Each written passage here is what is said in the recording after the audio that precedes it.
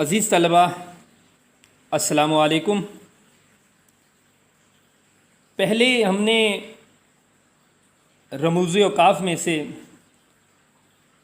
سکتہ، وقفہ، رابطہ کیا تھا۔ آج اس کے بعد تفصیلیہ رابطہ سے تھوڑا زیادہ ٹھہراؤ کے لیے علامت استعمال ہوتی ہے۔ عبارت میں جب کوئی تفصیل بیان کرنی ہو تو تفصیلیہ کی علامت استعمال کی جاتی ہے۔ عام طور پر درجہ ذیل، حسب ذیل، مختصر یہ ہے کہ یا غرضے کے بعد یہ علامت استعمال کرتے ہیں۔ یہ ذہن میں رہے کہ جب یہ علامت استعمال کریں گے تو تفصیل اس لائن سے نہیں دیں گے بلکہ اگلی لائن سے دیں گے۔ یعنی علامت آپ نے استعمال کر لی تو تفصیل پھر دوسری لائن سے شروع ہوگی۔ جیسے پاکستان کے مندرجہ ذیل صوبے ہیں، اس کے آگے ہم نے علامت استعمال کر لی اور پھر ان کی تفصیل دوسری لائن سے آ رہی ہے۔ ایک پنجاب، دوسرا سندھ، 3 بلوچستان، 4 خیبر پختونخوا۔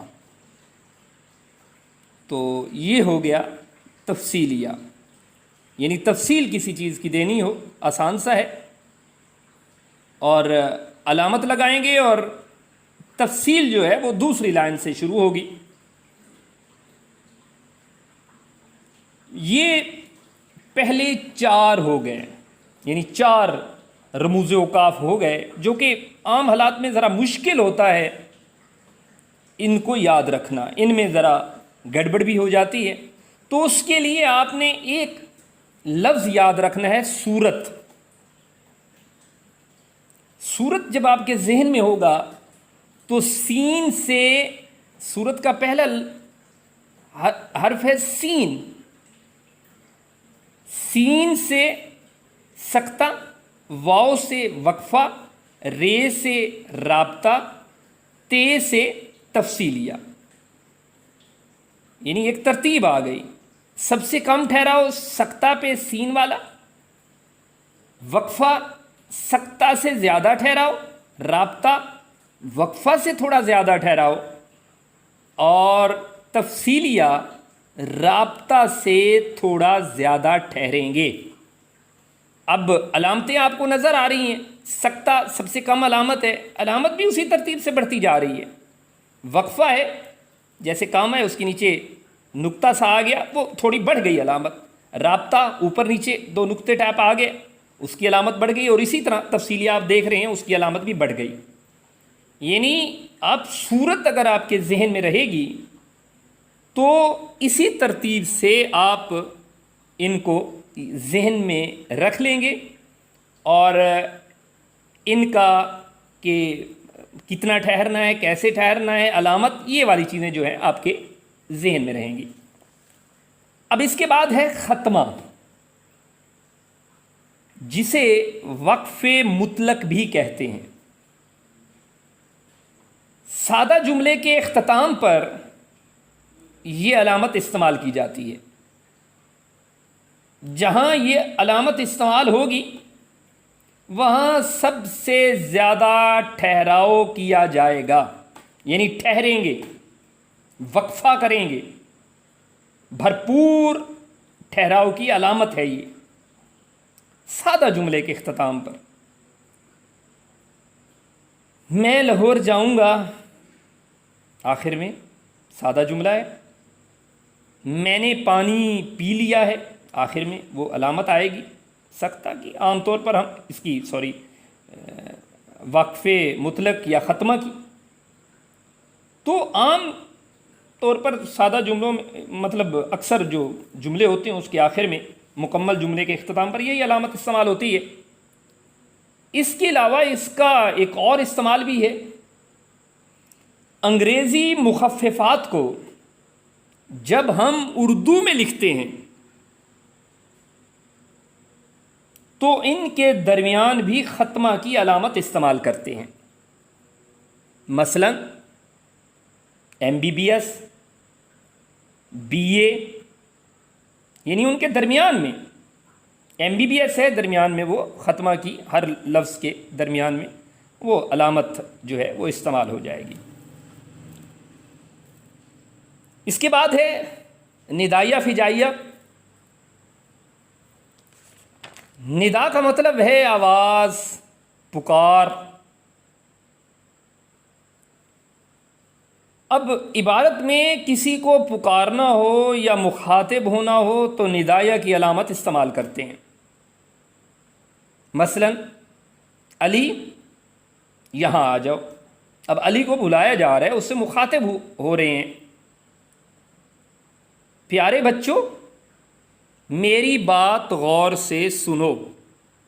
اب یہاں بھی بچوں سے مخاطب ہیں تو یہاں پہ ندائیہ کی علامت، اسے ندائیہ کہیں گے. فجائیہ کا مطلب ہے اچانک جذبات کے اظہار کرنا، یعنی دکھ یا خوشی کے وقت اچانک جذبات کے اظہار کے لیے جو الفاظ ہم استعمال کرتے ہیں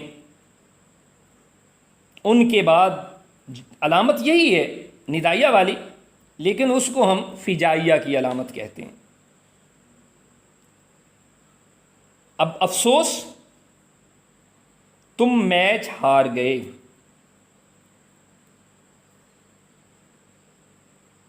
پھر حیرت کا اظہار کرنا ہو